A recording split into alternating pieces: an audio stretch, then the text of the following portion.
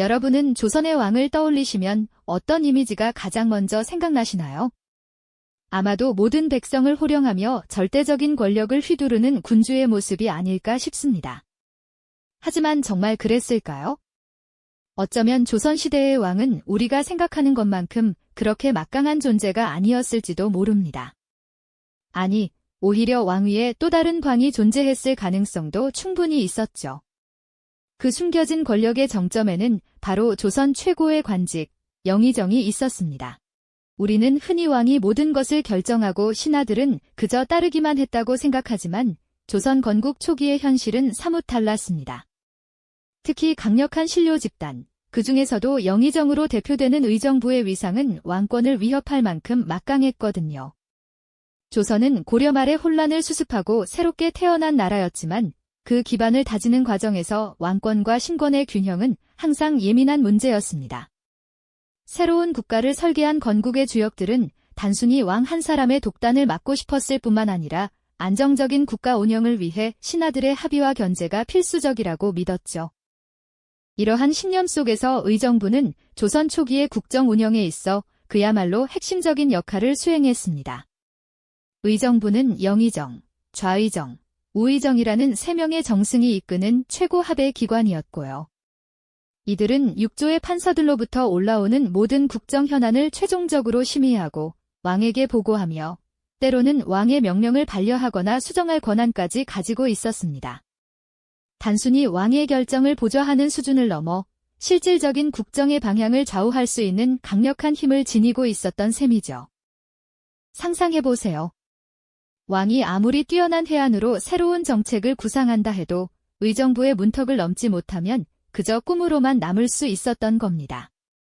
왕이 내린 명령이라 할지라도 의정부에서 타당하지 않다고 판단하면 다시 논의를 거쳐야 했고 심지어는 철회되는 경우도 빈번했습니다. 이것은 단순히 행정적인 절차를 넘어선 권력의 무게추가 어디에 있었는지를 명확히 보여주는 단면이라고 할 수 있을 겁니다. 왕의 의지를 실현하려면 반드시 의정부라는 거대한 관문을 통과해야만 했던 것이죠. 이러한 상황은 특히 강력한 왕권을 꿈꾸었던 한 군주에게는 참을 수 없는 도전으로 다가왔을 겁니다. 조선의 3번째 왕, 태종 이방원에게 말이죠. 그는 왕자의 난이라는 피비린내 나는 과정을 거쳐 왕위에 올랐습니다. 그 누구보다도 권력의 생리를 잘 알고 있었고 왕의 자리가 얼마나 중요한지 몸소 깨달았던 인물이었죠. 태종은 자신이 어렵게 쟁취한 왕권이 신료들의 견제와 합의 속에서 제 빛을 발하지 못하고 때로는 무기력해지는 상황을 결코 용납할 수 없었을 겁니다. 그는 조선이라는 새로운 나라의 기틀을 공고히 다지고 싶었고 그러기 위해서는 왕의 권위가 흔들림 없이 확고하게 자리 잡아야 한다고 생각했습니다. 하지만 그의 앞에는 영의정을 필두로 한 강력한 신료 집단, 그리고 수십 년간 이어져온 의정부 중심의 통치 체제가 버티고 있었죠. 이는 마치 거대한 바위를 홀로 옮겨야 하는 것과 같은 지난한 싸움이 될 수밖에 없었습니다. 태종은 과연 이 보이지 않는 권력의 실체와 어떻게 맞서 싸웠을까요? 그의 처절한 노력은 단순한 권력 다툼을 넘어 조선 500년 역사의 흐름을 완전히 바꿔놓는 결정적인 전환점이 되었습니다. 오늘날 우리가 당연하게 여기는 광의 권위가 결코 처음부터 절대적이지 않았음을, 그리고 한 왕의 강력한 의지가 어떻게 역사의 물줄기를 돌려놓았는지를 함께 살펴보게 될 겁니다. 태종 이방원과 영의정으로 대표되는 신권의 대결은 조선이라는 국가의 정체성을 규정하는 중요한 서막을 열었던 것이죠. 우리는 지난 시간 태종 이방원이 조선의 정체성을 규정하는 중요한 서막을 열었음을 이야기했죠. 그가 마주했던 것은 왕권과 신권의 대결을 넘어 조선의 미래를 결정할 중대한 선택의 순간이었습니다. 사병혁파로 무력 기반을 다진 태종은 이제 행정 권력의 중심을 왕에게로 가져오는 데 집중합니다. 조선 건국 초, 왕의 권위가 아직 확고하게 뿌리내리지 못했던 시기였으니까요. 당시 국정은 오늘날의 국무회의와 비슷한 의정부를 통해 이루어졌습니다. 영의정 등 3정승이 모여 국정을 논하고 그 결과를 왕에게 보고하여 최종 결재를 받는 방식이었죠. 이는 왕의 결정을 의정부 견해에 따라 좌우되게 만들 수도 있었습니다. 왕이 어떤 정책을 펼치려 해도 의정부에서 반대하면 실행이 어려웠습니다. 의정부는 국정 운영의 최종 관문이자 강력한 브레이크 역할을 했죠. 태종은 이러한 구조로는 왕이 진정한 통치권을 행사하기 어렵다고 판단했습니다. 그는 왕이 국정 중심에서 직접 모든 결정을 내릴 수 있는 체제를 꿈꿨습니다. 마침내 태종은 자신의 강력한 의지를 담아 육조직계제라는 파격적인 제도를 단행했습니다. 이는 조선 통치 시스템을 뿌리부터 뒤흔드는 엄청난 변화였습니다. 육조직계제란 무엇일까요? 기존에는 6조, 2조, 호조 등 6부서의 업무가 의정부를 거쳐 왕에게 보고되던 것을 이제는 6조가 직접 왕에게 보고하고 왕의 지시를 받는 방식입니다.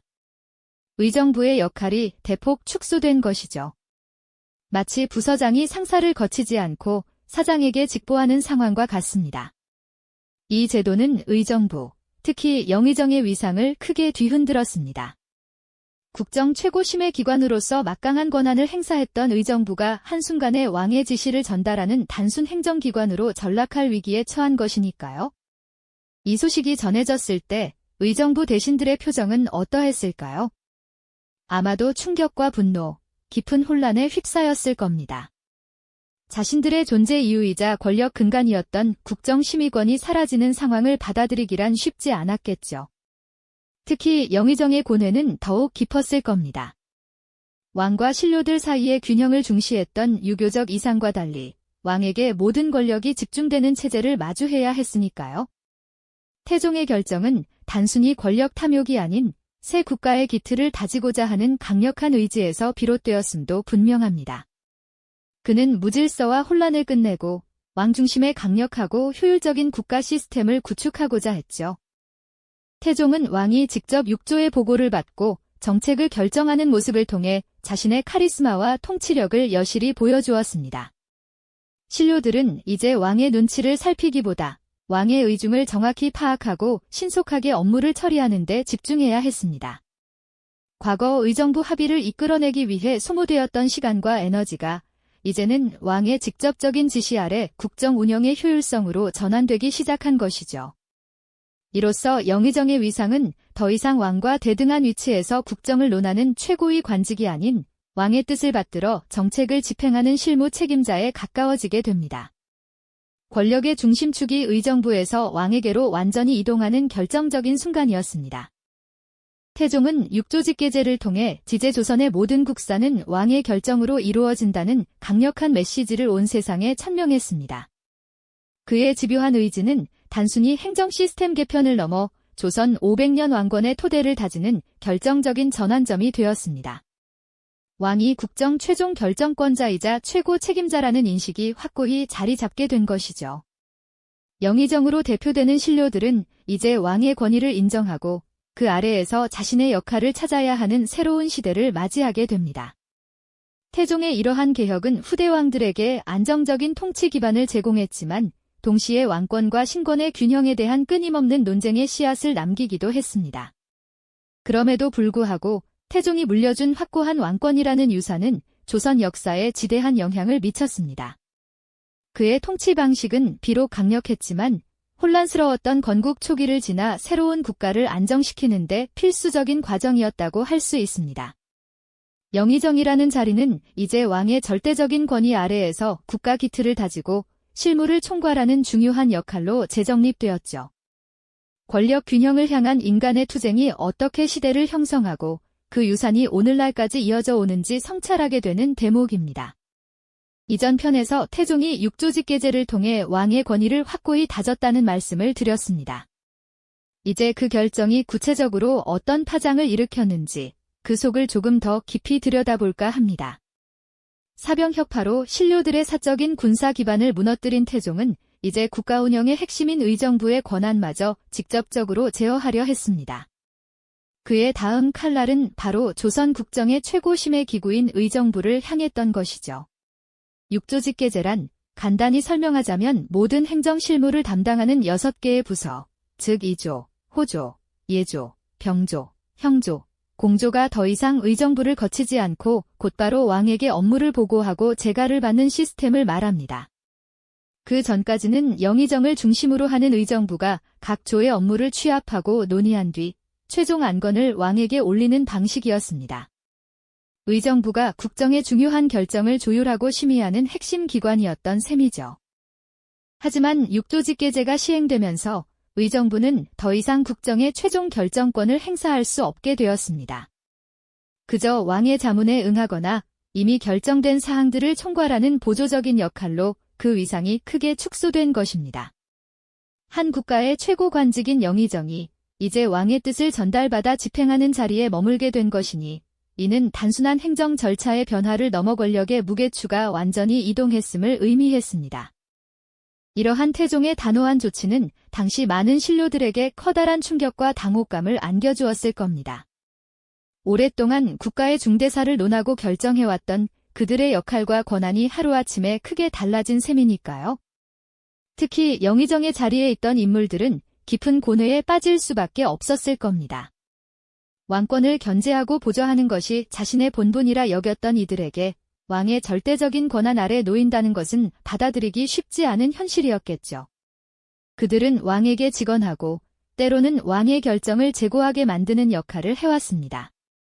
하지만 이제 그들의 목소리는 왕의 최종 결정 앞에서 한낱 참고 사항에 불과해진 것이나 다름없었습니다. 마치 거대한 강줄기에 물기를 바꾸듯 태종은 의정부라는 거대한 권력의 흐름을 왕에게로 완전히 돌려세웠습니다. 신료들의 반발과 고뇌 속에서도 태종은 자신의 길을 묵묵히 걸어갔습니다. 그러나 태종 이방원은 흔들림이 없었습니다. 그는 조선 건국 초기의 혼란을 수습하고 왕을 중심으로 한 강력한 국가를 건설해야 한다는 확고한 신념을 가지고 있었으니까요. 그에게 의정부의 견제는 더 이상 용납할 수 없는 장애물에 불과했습니다.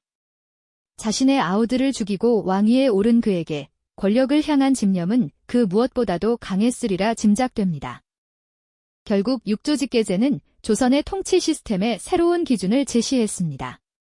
왕이 국정의 모든 실권을 쥐고 직접 통치하는 강력한 왕권 중심의 시대가 비로소 확고히 자리 잡게 된 것입니다.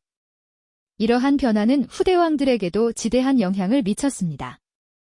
왕이 국정의 최종 결정권자이자 최고 책임자라는 인식이 제도적으로 확립된 것이죠. 영의정의 역할은 이제 왕의 절대적인 권위 아래에서 국정 실무를 총괄하고 조언하는 위치로 제정이 되었습니다. 권력의 균형을 향한 인간의 끊임없는 투쟁은 이처럼 한 시대의 구조를 완전히 바꾸어 놓았습니다. 태종의 강력한 개혁은 비록 많은 이들의 희생과 고뇌를 수반했지만 조선이라는 새로운 국가의 기틀을 다지는 데 결정적인 역할을 했다는 점은 부인할 수 없는 사실입니다. 그의 집요한 의지가 만들어낸 이 거대한 변화가 조선의 미래를 어떻게 바꾸어 놓았을까요? 태종의 집요한 의지가 만들어낸 이 거대한 변화가 조선의 미래를 어떻게 바꾸어 놓았을까요? 그의 선택은 단순한 행정체계의 개편을 넘어 조선 500년 왕조의 근간을 뒤흔드는 동시에 더욱 굳건히 다지는 결정적인 전환점이 되었음이 분명합니다. 강력한 왕권을 향한 태종의 열망은 마침내 결실을 맺었죠. 이제 왕은 명실상부한 국가의 최고 통치자이자 모든 권력의 중심에 우뚝 서게 된 것입니다. 과거 의정부의 견제에 시달리던 불안정한 왕권은 이제 태종의 손에서 확고한 주권을 손에 쥐게 되었달까요? 이러한 태종의 굳건한 유산은 그의 아들, 조선의 4대 임금인 세종대왕에게 고스란히 이어졌습니다. 어쩌면 세종이 이룩한 위대한 업적들, 즉 한글 창제나 눈부신 과학기술 발전, 그리고 찬란한 문화의 꽃을 마음껏 피울 수 있었던 배경에는 아버지 태종이 미리 닦아놓은 굳건한 왕권의 토대가 있었기 때문일지도 모릅니다. 태종이 피와 땀, 그리고 때로는 냉혹한 결단으로 일궈낸 안정적인 통치 기반 위에서 세종은 비로소 자신의 이상을 마음껏 펼칠 수 있었던 것이죠. 마치 튼튼한 뿌리를 가진 나무가 풍성한 열매를 맺듯이 말입니다.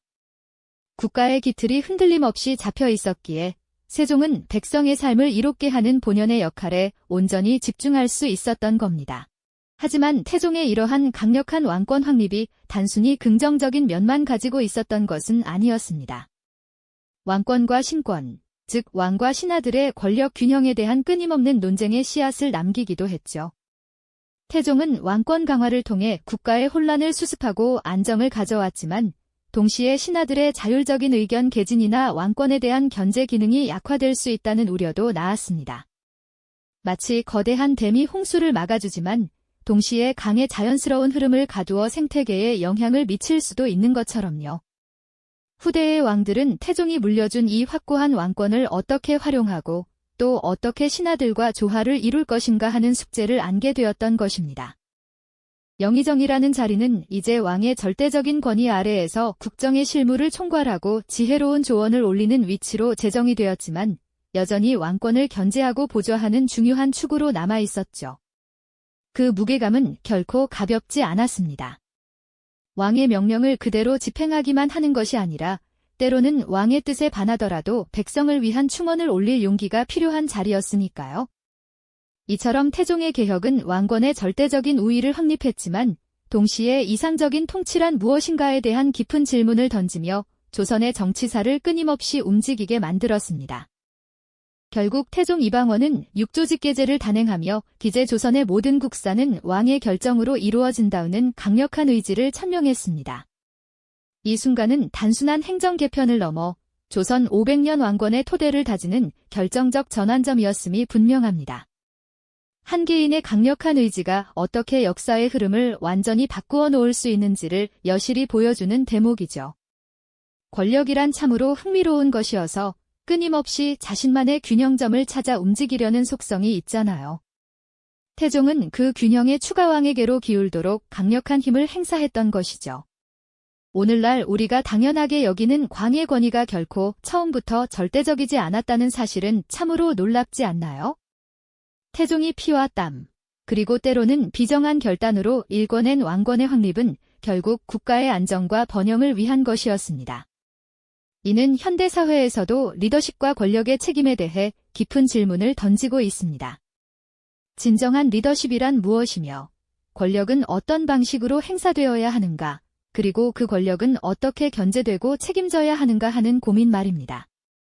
지도자의 강력한 의지가 때로는 혼란을 수습하고 새로운 시대를 열지만 그 과정에서 어떤 대가를 치러야 하는지에 대한 통찰을 우리에게 안겨주죠. 권력의 균형을 향한 인간의 본능적인 투쟁이 어떻게 한 시대를 형성하고 그 유산이 오늘날까지 이어져 오는지 성찰해보는 것은 의미 있는 일일 겁니다. 태종이 남긴 이 강력한 왕권의 유산 위에서 이처럼 안정된 왕권을 물려받은 세종은 과연 어떤 방식으로 영의정과의 관계를 다시 정립하고 조선의 찬란한 황금기를 열어갈 수 있었을까요? 다음 이야기에서 그 해답을 함께 찾아보시죠. 이 영상이 도움이 되셨다면 좋아요와 구독 부탁드립니다. 여러분의 응원이 제게 큰 힘이 됩니다. 다음 영상에서도 더 유용한 정보를 공유하겠습니다. 감사합니다.